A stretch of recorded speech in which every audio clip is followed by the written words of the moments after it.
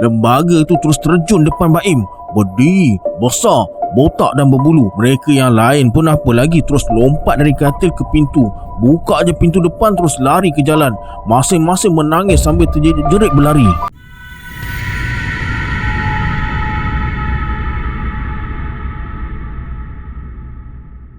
A'udzubillahi minasyaitonirrajim. Bismillahirrahmanirrahim. Assalamualaikum warahmatullahi wabarakatuh. Apa khabar sahabat semua? Kembali lagi bersama saya Syarul. Terima kasih sebab dah klik video ni. Semoga yang menonton video ni ditambahkan rezeki dan dipermudahkan urusan dunia dan akhirat. Hari ini saya akan kongsi 5 kisah pengalaman seram yang dialami oleh Eddie, Sani, Pandak, Tina dan Amir. Nak tahu apa yang mereka berlima ni alami? Tonton video ni sampai habis. Jangan lupa subscribe, like dan komen dalam video ni. Pada yang nak join grup Telegram saya letakkan link dekat bawah. Macam biasa sebelum saya mulakan, jom kita baca selawat dulu. Sallallahu Rabbuna ala nuril mubin Ahmadal Mustafa Sayyidil Mursalin. Sallallahu Rabbuna ala nuril mubin Ahmad al-Mustafa Sayyidil Mursalin. Sallallahu Rabbuna ala nuril mubin Ahmad al-Mustafa Sayyidil Mursalin. Tanpa buang masa lagi, jom let's jump to Rabak Seram.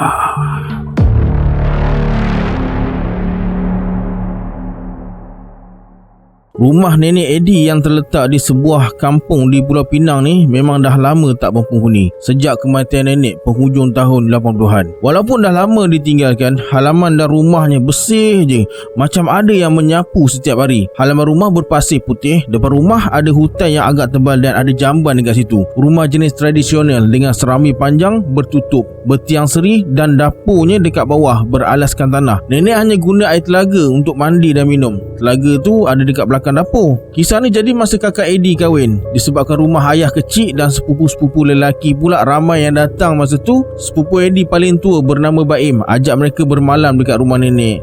Mereka yang budak-budak ni adalah dalam 10 orang, ikut je lah cadangan Baim tu. Jadi beramai-ramailah mereka jalan kaki dari rumah Eddie ke rumah nenek. Sebelum sampai rumah nenek, mereka singgah dekat pekan kecil dulu nak beli beras, sardin, telur dan bawang untuk makan malam. Tapi disebabkan ramai dah lapar, mereka singgah mamak makan roti canai seorang sekeping. Laluan nak masuk rumah nenek ni kena lalu macam hutan sikit lah, walaupun ada jalan tar. Kiri kanan jalan dipenuhi pokok dengan beberapa buah rumah jiran. Dari jauh nampak rumah nenek suram je. Seram juga masa tu. Kebetulan pula bulan agak terang malam tu. Rumah nenek pun memang tak berkunci. Sampai depan rumah, Baim bagi salam. Masa pintu dibuka, mereka terdengar benda jatuh dari dalam rumah. Masing-masing buat tak dengar je sebab badan dah berpeluh dan melekit. Yang peliknya, tiba-tiba 7 dari mereka ni sakit perut. Yang tak sakit perut cuma Eddie, 2 orang sepupu dia, Fairuz dengan Din. Mereka bertiga pun tunggu dekat tangga rumah, sementara yang lain pergi memerut dalam hutan depan rumah. Masa tengah tunggu tu, mereka terdengar dekat dapur macam ada orang mundar mandir pakai selipar sambil menyerit. Bunyinya macam marah-marah. Kemudian terdengar bunyi orang berjalan mundar mandir juga dekat serambi. Disebabkan dah lama tak berpenghuni, elektrik pun dah kena potong. Mereka guna lilin je. Dari ekor mata, Eddie nampak macam ada seorang lelaki tengah mengendap-endap dekat belakang pintu depan. Selesai mereka semua mencuci dan mandi, Baim mula memasak. Dia masak sardin dengan telur dadar malam tu. Selesai memasak, mereka pun nak makan. Tapi lagi sekali, mereka yang 7 orang tadi sakit perut semula. Lagi teruk dari tadi sampai dengar mereka tercerit berjemaah. Kali ni Eddie, Fairuz dan Din tak berani nak duduk dekat tangga. Mereka berdiri je depan tangga sebab dekat dapur mereka dengar macam ada orang kenduri, pumpang-pumpang bunyi pinggan mangkuk. Fairuz yang masa kecil masa tu mula menangis ketakutan.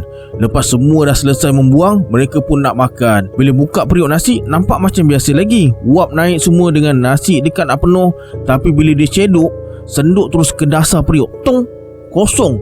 Tinggal lapisan atas je. Kuali berisi sardin pun licin. Tinggal bau yang teramat hanyir je yang keluar dari kuali tu.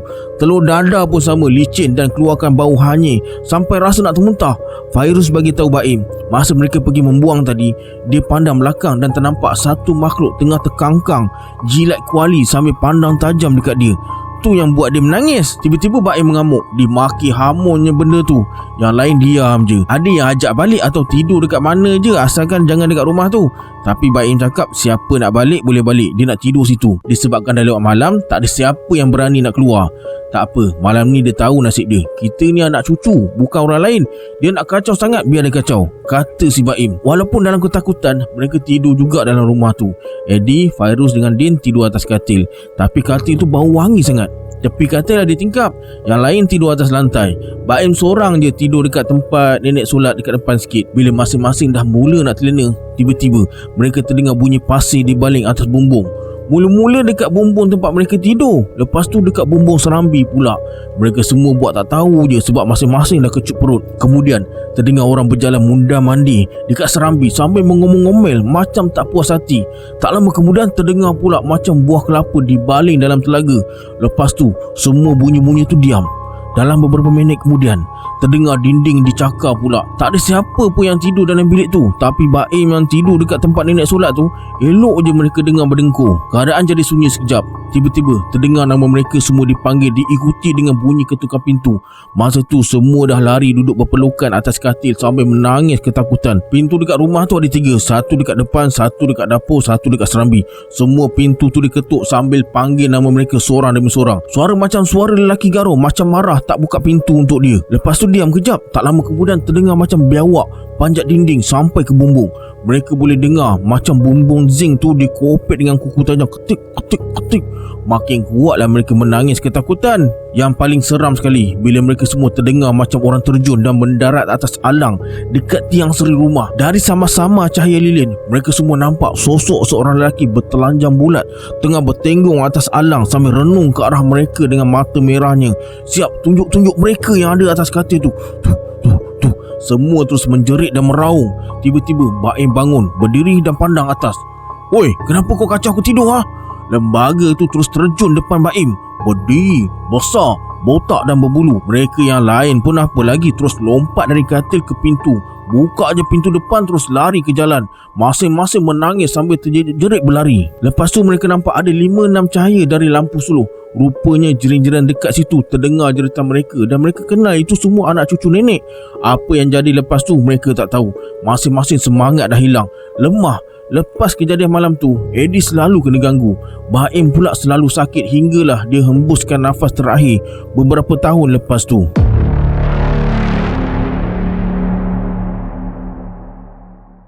Kejadian ini berlaku sekitar tahun 1996 masa Sani kerja sebagai kerani bank di ibu kota dan tinggal di Petaling Jaya. Disebabkan masa tu gaji tak berapa nak cukup, abang Sani yang bekerja sebagai polis ajak Sani duduk sekali dengan dia di kawasan barek polis sekitar ibu kota. Abang Sani ni bernama Syam, dah kahwin, ada seorang anak perempuan kecil lagi. Barek polis ni pula barek polis lama 3 tingkat. Sani duduk tingkat 2. Rumah ada 1 bilik. Tapi abang dia Syam dapat 2 unit rumah berkembar. Bahagian dinding dapur rumah tu dipecahkan jadi 1 bahagian. Syam suruh Sani duduk rumah sebelah. Tapi bilik air kena kongsi sebab bilik air dalam rumah si Sani duduk tu, Syam dah jadikan store. Banyak barang-barang dia dalam bilik air tu. Tanpa fikir panjang, Sani setuju memandangkan dia nak kena simpan duit kahwin tak lama lagi. Hari pertama tinggal dekat barek tu, Sani rasa janggal sikit sebab dalam kawasan barek polis ni kalau nak keluar masuk kena daftar dekat pos kawalan. Segala struktur bangunan dah agak usang dan kotor. Malam pertama tidur dalam rumah tu, Sani rasa tak berapa selesa sebab panas. Tingkap kayu Sani buka luas. Jam dekat tangan dah dekat pukul 12 tengah malam. Masa tengah leka tengok TV, tiba-tiba Sani terpandang dekat 2 tingkap bilik. Ada seekor burung gagak tengah bertinggi atas sebatang pokok bertentangan dengan bilik dia. Sani buat tak peduli je. Lepas tu dia tutup tingkap dan terus tidur. Malam tu puas Sani cuba lelakkan mata tapi tak boleh. Dapat tidur-tidur ayam je. Kejap-kejap terjaga, kejap-kejap terjaga. Sampailah dekat pukul 3 pagi. Tiba-tiba Sani terdengar bunyi macam orang tengah pindahkan perabot dekat tingkat 3. Bunyinya bising betul. Lebih kurang setengah jam jugalah baru bunyi tu berhenti. Lepas tu Sani tertidur sampai pagi. Esoknya Sani tanya Syam, siapa duduk dekat tingkat 3? Syam cakap tak ada siapa. Sani ceritalah yang dia dengar bunyi bising dekat atas macam orang pindah perabot. Perasaan kau je tu, tak ada apa-apalah, jawab Syam sambil berlalu pergi kerja. Lepas seminggu Sani tinggal dekat situ, tak ada lagi perkara-perkara pelik yang jadi. Hinggalah Sani bagi tahu Syam yang dia nak bersihkan tandas dalam rumah tu sebab rasa selesa kalau ada bilik air sendiri. Syam pun okey je. Sani ingat lagi masa tu hari Sabtu, kerja separuh hari. Balik dari ofis, dia terus bersihkan tandas tu sorang-sorang sampai nak masuk waktu maghrib. Dah siap kemas semua, Sani terasa belakang badan dia pedih sangat, macam luka terkena benda tajam. Sani suruh Syam dengan kakak ipar dia tengok belakang badan dia. Syam kata tak ada apa-apa pun, tapi kakak ipar dia cakap banyak kesan cakaran dekat belakang badan Sani. Sani cuba tengok dekat cermin, memang tak nampak apa-apa kesan, tapi rasa pedihnya hanya Allah je yang tahu. Lepas ambil wuduk dan solat maghrib, barulah rasa pedih tu beransur-ansur kurang. Kebetulan esok cuti. Lepas makan malam tu, Sani start motor terus balik kampung. Malam esoknya, lebih kurang pukul 11 malam, Sani sampai dari kampung ke beret abang dia. Masa tu Syam sekeluarga tak ada dekat rumah. Sani masuk je dalam rumah terus tidur sebab terlalu letih. Lebih kurang pukul 2 pagi, tiba-tiba Sani terjaga sebab terdengar macam ada orang ketuk pintu dan panggil nama dia.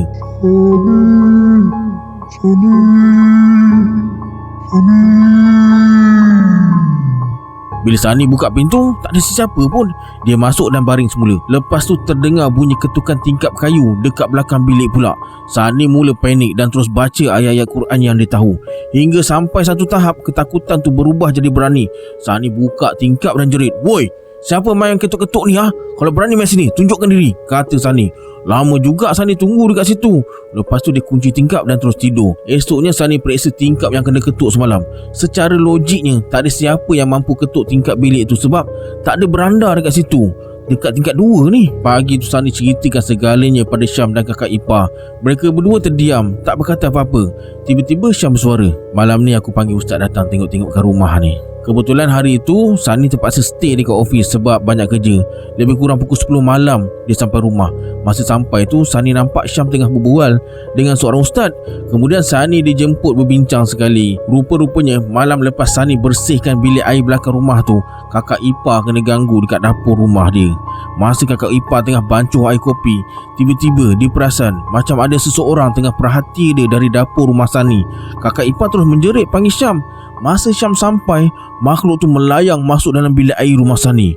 Kata kakak ipar, makhluk tu berbaju putih, rambut panjang, muka kosong dan pucat. Kata ustaz pula, Sani dah kacau tempat tinggal makhluk tersebut. Rupanya selama ni benda tu dah beranak pinak dalam bilik air rumah Sani tu. Sejak malam tu, Sani mula diganggu setiap malam sampai dekat sebulan. Setiap malam Sani dengar bunyi perabot dipindahkan, bunyi ketukan pintu bilik, bunyi ketukan tingkap, dan setiap malam Sani tak dapat tidur sebab setiap kali dia nak pejamkan mata, akan ada dua wajah yang menggerunkan sergah depan muka dia. Berat badan Sani daripada 80 kg susut jadi 60 kg akibat gangguan tu. Hingga satu hari, sekali lagi Syam panggil ustaz yang sama untuk buat rawatan. Lepas selesai ustaz pulihkan rumah tu, lebih kurang pukul 12.30 malam, pintu bilik Sani diketuk bertalu-talu sekuat hati. Bila dah tak tahan dengan bunyi ketukan tu, Sani terus keluar dari bilik. Tapi tak ada sesiapa pun. Dia terus ke rumah Syam dekat sebelah dan bagi tahu nak keluar dari rumah tu sekarang juga. Tapi Syam tak bagi sebab dah lewat malam. Syam suruh Sani tidur dekat ruang tamu rumah dia dulu. Kemudian Syam pasang kaset bacaan surah Yasin dan gangguan pun berhenti kejap. Lepas bacaan Yasin tamat, pintu ruang tamu rumah Syam pula bergegar kena ketuk. Syam bangun bawa kayu beluti lalu buka pintu. Tak ada sesiapa pun dekat luar. Lepas tu Syam masuk bilik semula. Sani terus baring dekat ruang tamu dan pasang semula bacaan Yasin sampai habis. Lepas habis bacaan Yasin tu, tiba-tiba ruang tamu tempat Sani tidur tu terdengar suara garau macam tengah marah. Sani terus terkaku, tak boleh bergerak. Kemudian Syam keluar bilik dan papa Sani masuk dalam bilik tidur dia. Nasib baik Syam dengan kakak ipar pun dengar suara garau tu. Seminggu lepas kejadian tu, Sani buat keputusan tak nak tidur lagi dalam rumah tu. Kebetulan pula masa tu Sani dipindahkan ke unit pusat data, yang mana unit ni beroperasi 24 jam sehari. Setiap pagi Sani akan pulang ke rumah Syam untuk mandi dan tukar pakaian je. Dekat 8 bulan jugalah Sani bermalam dekat ofis sampailah dia kahwin dan ada rumah sendiri.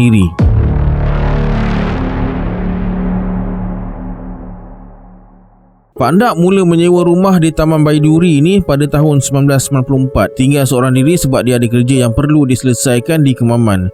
Keluarga dia ada di Kuala Lumpur. Sesekali Pak Ndak ada balik jugalah Kuala Lumpur tu. Masa mula-mula sampai rumah sewa tu, Pak Ndak memang dah rasa tak sedap hati sebab dia ternampak ada 2 busuk dekat penjuru halaman kanan rumah. Keadaan luar rumah pula bersemak samun. Bila masuk dalam rumah, Pak Ndak tercium bau hanyir dekat ruang tamu dan ada selonggok kain kuning kotor dekat depan laluan bilik-bilik rumah tersebut. Pendek kata, dalam rumah tu memang berselerak habis, macam tak dijaga. Tapi disebabkan ketika itu susah nak cari rumah sewa, Pak Ndak setuju nak tinggal dekat situ. Kisah seram bermula berlaku lepas 4 bulan Pak Ndak tinggal dalam rumah tu. Satu malam, masa Pak Ndak tengah tidur dalam bilik, dia terdengar bunyi orang bersiul dari arah ruang tamu. Memang jelas bunyinya sebab bilik Pak Ndak sebelah ruang tamu je. Pak Ndak pun bangun dan berjalan keluar dari bilik menuju ke ruang tamu. Bila sampai dekat ruang tamu, Pak Ndak nampak ada lembaga hitam macam budak kecil tengah duduk atas sofa. Benda tu macam tengah tulis sesuatu. Sekali benda tu pusing pandang Pak Ndak. Matanya merah menyala sambil menyeringai dan bersuara macam ayam hutan. Dalam masa yang sama, Pak Ndak terasa leher dia disentuh sesuatu macam jari panjang. Cepat-cepat Pak Ndak toleh ke belakang. Tapi tak ada apa-apa. Lembaga budak tu pun hilang. Lepas periksa dekat ruang tamu tu, Pak Ndak masuk tidur semula. Kejadian lain pula masa Pak Ndak pulang ke rumah sewanya lepas raikan Hari Raya Aidilfitri dengan keluarga dekat Kuala Lumpur. Masa tu Hari Raya yang ke-6. Pak Ndak sampai rumah tu pun dah petang. Sebenarnya Pak Ndak dah janji nak pergi beraya dekat rumah jiran sebelah bila sampai sini nanti. Sampai rumah, Pak Ndak mandi dan siap-siap nak ke rumah sebelah. Masa tengah bersiap tu, Pak Ndak terdengar suara orang terjerut minta tolong. Suara tu datang dari bilik tengah. Pak Ndak dah tahu itu bukan suara orang, tapi dia nak tengok juga. Perlahan-lahan Pak Ndak tolak pintu bilik tengah tu dan ternampak ada orang tengah gantung diri dekat kipas. Orang tu sempat tersenyum lagi pandang Pak Ndak. Wajahnya mengerikan, mata terkeluar, lidah panjang, muka penuh darah. Tanpa fikir panjang, Pak Ndak terus lari keluar menuju ke rumah Makcik Jah, jiran sebelah. Masa itulah Pak Ndak baru tahu macam-macam cerita aneh tentang rumah sewanya daripada Cik Jah sekeluarga. Dulu ada seorang penyewa dekat situ bunuh diri dekat bilik tengah dengan cara gantung diri dekat kipas. Akhirnya Pak Ndak dengan keluarga Cik Jah dan beberapa orang jiran dibantu oleh ustaz buat ruqyah dekat rumah tu. Sejak nampak hantu gantung diri tu, kadang-kadang Pak Ndak terdengar bunyi mengilai dari arah dapur bila jam dah pukul 1 pagi ke atas. Kadang-kadang benda tu mengilai depan pintu bilik Pak Ndak. Cuma gangguan mengilai ni biasanya berlaku pada hari Khamis malam Jumaat. Seminggu sebelum Pak Ndak pindah menyewa di Kertih, teruk juga Pak Ndak kena kacau. Kena usap kepala masa tengah tidur. Masa tengah solat maghrib, tiba-tiba terdengar bunyi radio yang kuat dari ruang tamu. Padahal rumah tu tak ada radio pun. Bunyi orang berlari dalam rumah, bunyi orang tengah bancuh air dekat dapur. Tapi yang paling gila sekali Pak Ndak kata, masa tengah tidur, Pak Ndak terasa macam ada seseorang peluk dia dari belakang. Bila Pak Ndak toleh je, dia tengok orang yang gantung diri tu tengah baring dekat sebelah dia. Tali gantung ada lagi dekat leher. Dengan lidah terjelirnya, Pak Ndak terus pingsan. Akhirnya Pak Ndak pindah juga dari Taman Baiduri tu ke Kertih setelah menyewa dekat situ dekat 2 tahun setengah. Walaupun Pak Ndak dah duduk Kertih, sesekali dia ada datang jugalah Taman Baiduri melawat keluarga Cik Jah. Dalam borak-borak tu, Cik Jah bagi tahu lepas Pak Ndak keluar dari rumah tu, ada 2 penyewa yang menyewa rumah tu. Tapi tak sampai sebulan, semuanya lari keluar. Dan Pak Ndak lah satu-satunya penyewa yang paling lama bertahan dekat rumah sewa tu.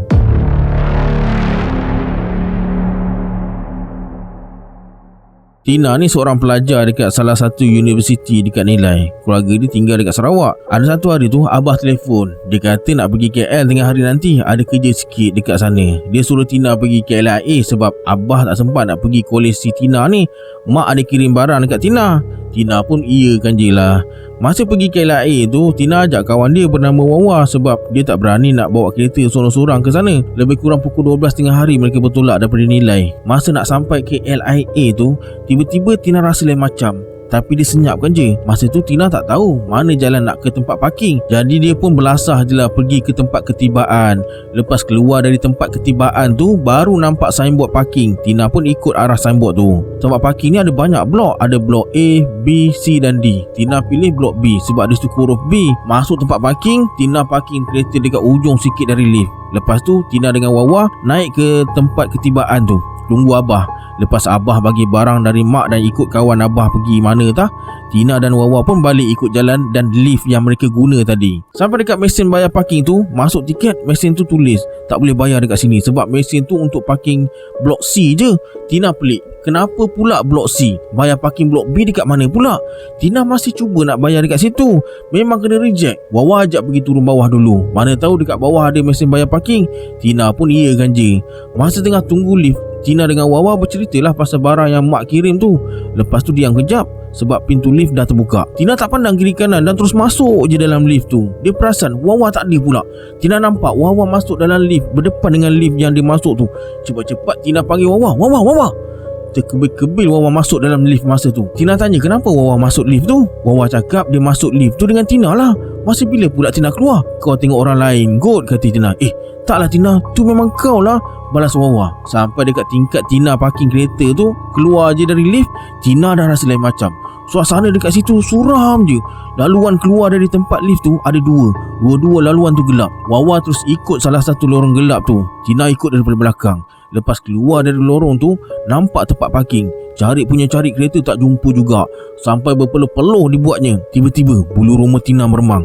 Dia terus tarik tangan Wawa, ajak Wawa naik atas balik. Sepanjang perjalanan nak ke lift tu, Tina baca ayat kursi dan doa minta dipermudahkan segalanya. Sampai dekat atas, lepas bertenang kejap, tiba-tiba Tina teringat dulu masa hantar nenek pergi umrah, Abah ada bawa lalu dekat satu food court ni untuk pergi ke tempat ketibaan. Tina pun ajak Wawa cari food court tu. Pusing naik turun eskalator. Akhirnya Tina ternampak food court tu. Sebelum masuk food court tu, Tina dah siap baca doa dah, minta Allah tunjuk jalan balik dan jumpa kereta tu. Sedar tak sedar jam dah pukul 4 petang. Dah dekat 2 jam lebih mereka berlega-lega dekat situ. Lepas lalu food court tu, mereka berdua nampak signboard parking blok B. Dan dekat situ ramai orang berbanding dekat kawasan blok C tu. Yang Tina peliknya macam mana boleh bertukar jalan sebab mereka berdua memang guna jalan yang sama. Lepas bayar parking apa semua, jumpa juga kereta tu. Sepanjang dalam kereta tu, Tina dengan Wawa diam je. Mungkin masing-masing dah kepenatan sebab sesat dekat KLIA. Seminggu lepas tu, viral pula kisah makcik guard yang kena rasuk dekat parking blok C tu. Dekat tempat yang sama, Tina dengan Wawa sesat.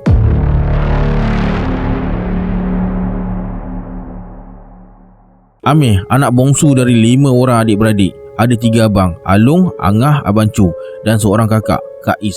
Masa umur Amir 5 tahun, ayah beli tanah dekat Bukit Jelutong. Masa ayah beli tanah tu, sekeliling kawasan semua tanah kosong, tak dibangunkan lagi. Dan rumah Amir adalah yang pertama dibangunkan dekat kawasan tu.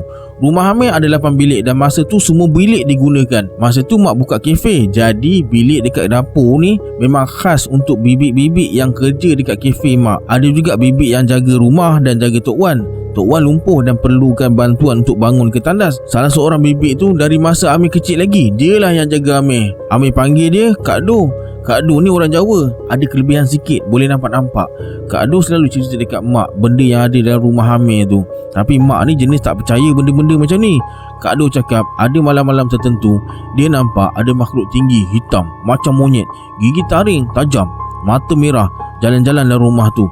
Bila Kak Do baca ayat-ayat Quran, benda tu akan mengamuk, buat bunyi campak-campak pinggan dekat dapur. Kak Do ni memang berani. Ada hari tu masa dia tengah potong bawang dekat dapur, benda tu muncul depan Kak Do. Kak Do pun apa lagi, terus kejar dan terkam benda tu. Masa tersentuh benda tu, Kak Do cakap tangan dia jadi bau busuk sangat. Benda tu terus lari keluar dan bertinggi atas pokok dengan muka marah. Kak Do cakap dia selalu juga nampak ada benda dekat atas bumbung dan kelibat Tok Wan lepas Tok Wan meninggal. Nasib baik Amir tak pernah nampak benda-benda yang Kak Do cakap tu. Cuma dia rasa diperhatikan bila tengok TV sorang-sorang dekat ruang tamu. Sama juga masa nak naik tangga sorang-sorang, Amir mesti rasa macam kena ikut dari belakang. Yang paling banyak kena kacau adalah Angah. Rumah Amir ni ada bilik solat. Dekat situ ada almari baju dan tilam. Satu malam tu, Angah tidur dekat bilik solat tu. Masa tengah tidur, tiba-tiba badan dia tak boleh bergerak sebab kena himpit. Angah pun mulalah baca ayat-ayat suci. Tiba-tiba terdengar bisikan dekat telinga Angah. Lagi kuatlah Angah pejam mata. Akhirnya Angah tertidur sampai ke pagi. Bilik Angah sebenarnya dekat tingkat bawah, betul-betul sebelah pintu masuk rumah. Satu malam tu, Angah terbangun. Bila buka mata, Angah terpandang kelibat hitam dekat belakang langsir tu. Mula-mula Angah buat tak tahu je dan sambung tidur semula. Tapi hati ni nak tengok juga benda tu dah hilang ke ada lagi.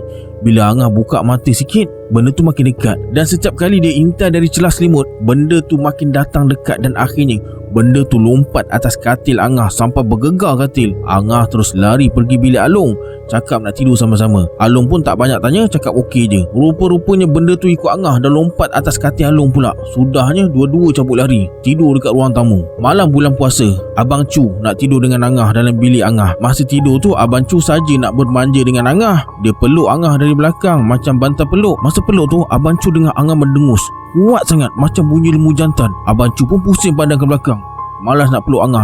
Bila Abang Chu buka mata sikit, dia tengok Angah tengah tidur dekat depan dia. Abang Chu terkejut dan terus tidur, tak nak peluk-peluk manja dah. Esoknya Abang Chu tanya Angah, rasa tak dipeluk semalam?